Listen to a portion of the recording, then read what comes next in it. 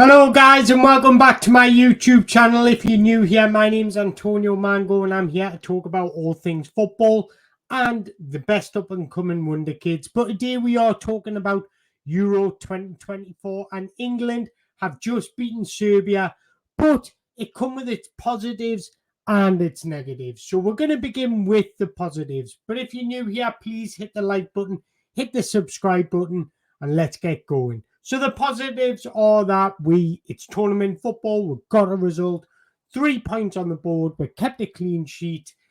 That's all you can ask for in tournament football. But the performance that we're seeing was very disheartened and very like England.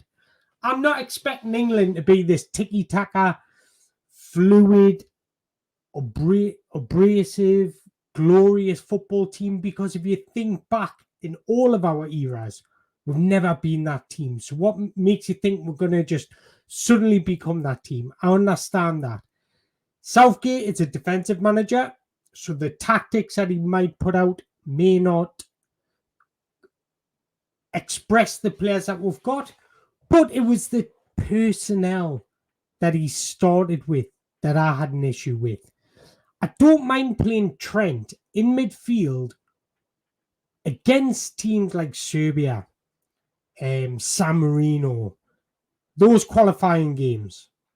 But when you come up in a tournament and when we come up against a very intelligent football team and a better football team, someone like Spain, Italy, Portugal, France, even Belgium, the Netherlands will come unstuck. And there is a few reasons why. Because Trent is an exceptional footballer. He's a glorious footballer, tactically beautiful. He makes good decisions, smart decisions on the ball. But it's when you're off the ball and receiving the ball, you haven't got the same nous as you would if it was an Adam Morton or Kobe Mino or Conor Gallagher in that position. It's the awareness, the understanding of angles, the understanding of positioning, the understanding of receiving the ball with your back to goal. All those are playing a massive part in an overall gameplay. The spatial awareness, finding space, looking over your shoulder, the constant scanning that you do. Think about it. When you play all your career as a right back, you have the picture clear in front of you. When you're playing as a central midfielder, it's the most difficult position to play on the pitch. You've got to have that 360 nous. You've got to be able to know every position, everything that's going on in the game 24/7. And if you're not used to that and haven't been playing that role frequently, you will be found out against the bigger and better teams. And that's my only issue with Trent in midfield. I think against the smaller teams, it can work. Without a doubt, it can work because he's a beautiful footballer. He's got a range of passing that we don't have in our England squad. But I think there's one person sitting on that bench that complements the balance of this England side more, and that's Adam Morton.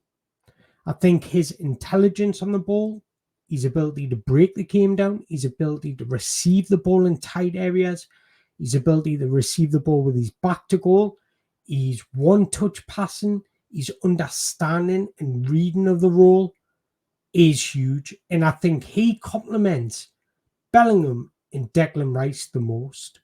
Now, for me, I think Gareth Southgate's got a decision to make, and there's only two decisions he can make. Decision one, he can drop Bellingham deeper, playing that 8 role, because we're seeing him play throughout his career up until he moved to Madrid for Borussia Dortmund, for Birmingham, playing in that 8 role alongside Bellingham, moving Foden into that central position, playing Foden as a 10, and then starting with Gordon, Eze, Bourne, Cole Palmer, whoever you want on the left to provide that width and that natural winger instincts. Now, option 2 would be to drop Phil Foden. Yes, I've said it, the most talented England player, out the side. Play Gordon, Palmer, Bowen, Eze on the left, whoever you want on there. Keep Bellingham as a 10. and play Adam Morton in that midfield alongside Declan Rice. I think they are the only two options for England moving forward. The sooner they do this, the better it'll be all round, because that team will build more chemistry, it'll understand each other better, and become a more of a unit rather than individuals, because that's what we're seeing with England at the moment. And then you've got the option of playing whoever you want right back, whether that be Walker if you're coming up against Mbappe or somebody like that, or Trent when you're coming up against somebody like Denmark, somebody like Serbia, etc. Someone that'll give you more of that attacking and ball dominance, and that ability to cross a ball in for Harry Kane or just create something on the right hand side. So that would be how I fix that midfield instincts. Now, on the left, we're seeing Phil Foden be completely anonymous once again. He was anonymous, and I can't deny it. I love Phil Foden, but he was shocking last night. And I don't think we can put that down to Phil Foden. I think we'll put that down to Gareth Southgate. And when you have your winger coming inside, picking up little pockets of space, you need to feed him the ball. Too many times I've seen Phil Foden pick up numerous good positions and not receive the ball. There was one instinct when Kyle Walker got in on the right-hand side, ready for a pullback. If he had pulled that back, Phil Foden was there, left unmarked, would have had a tap in. And then everybody would have been singing Phil Foden's praises if he had scored last night. So little small margins can define a game and define a player's impact on a game. So for me, I just feel like Phil Foden, he just wasn't receiving the ball because we didn't have that attacking dominance that you would expect from an England. And when you've got Phil Foden coming in on the inside and you've got a natural right back playing as a left back, you don't have any width or any of that left-footed natural ability along that left flank. So I feel like if you continue to play Kieran Trippier at left back, I would play for Luke Shaw personally. But if you continue to play Kieran Trippier at left back, then you have to have a natural winger ahead of him. Otherwise, the whole left-hand side, like we've seen last night, is just completely unbalanced. But if you are going to bring Phil Foden a lot more centrally, have him playing almost next to or near Harry Kane. Have him been playing on that last line, getting the ball on the half turn in between those corridors of uncertainty, where he can make things happen, where he can be magic, where he can strut his stuff and do his thing. Because undoubtedly Phil Foden has unbelievable talent, but we just don't see it in an England shirt because of the profile Gareth Southgate gives him. Now, there is two attacking players that can sing their praises last night, and that's Bukayo Saka and Jude Bellingham. How fans don't rate Jude Bellingham blows my mind. He was exceptional last night, both on and off the ball. And I always say one of the key aspects to any football game is movement. Creating space, not only for yourself, but others. And I think Jude Bellingham does that tremendously. He did it brilliantly at Real Madrid. Even though he might not receive the ball, his movement and pulling defenders out of position is incredible. And I think he does that so smartly. And it really goes unnoticed. But on the ball, his presence, his aura, his dominance, his ability to stamp his personality on the pitch is what separates Jude Bellingham from the rest. 25 goals, 16 assists for club and country for this Jude Bellingham, and he's only 20 years old. That is pretty insane.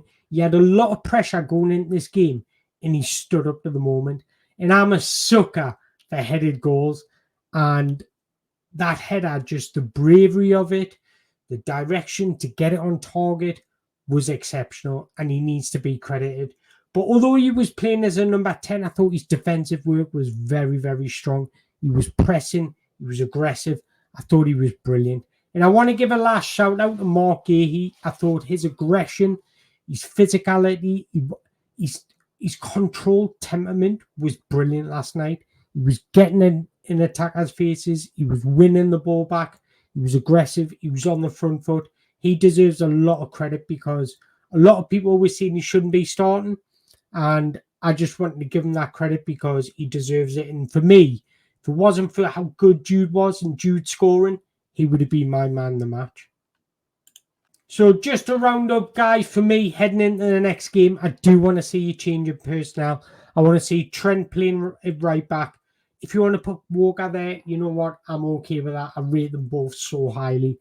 But I want to see Adam Wharton in the middle. That's my preference. But if not, drop Jude Bellingham a bit deeper. Keep Foden as a number 10 and a natural left winger on the left-hand side. So I appreciate you all watching, guys. Thank you very much for watching. We will be making more videos throughout the Euros. I might actually do a video on France tomorrow. But tonight, France play. And personally, I would start William Saliba.